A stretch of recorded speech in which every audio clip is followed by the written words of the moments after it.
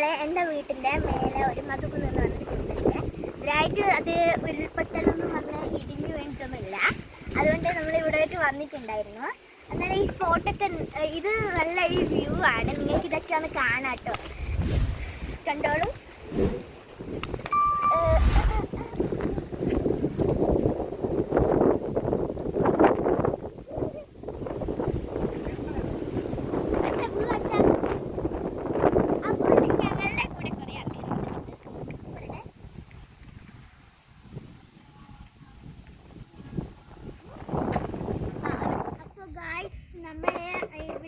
നിങ്ങളാരും കാണാത്ത തച്ചോളി ഒടിയൻ്റെ ഒരു കാൽപാത ഒന്നുണ്ടായിരുന്നു.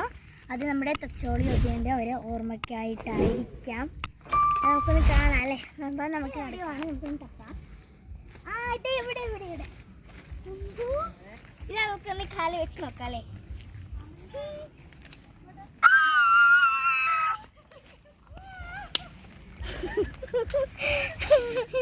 തച്ചോളി ഒടിയൻ്റെ കാല ഇത്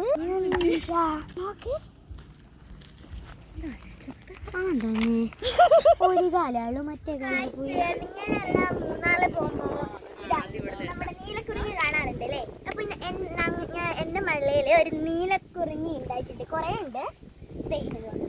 നീലക്കുറിഞ്ഞാണോന്ന് അറിയില്ല, ഞാൻ ആദ്യമായിട്ടാണ് കാണുന്നത്.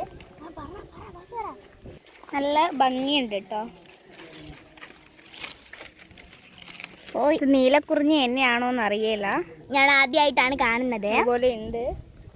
ഈ മലയിൽ നമ്മൾ ചന്ദനൊക്കെ കാണും. ആദ്യമായിട്ടാണ് ഇവിടുത്തെ ഒരു വലിയൊരു പാറയുണ്ട്. അതാണോ ഇവിടെ ഫേമസ്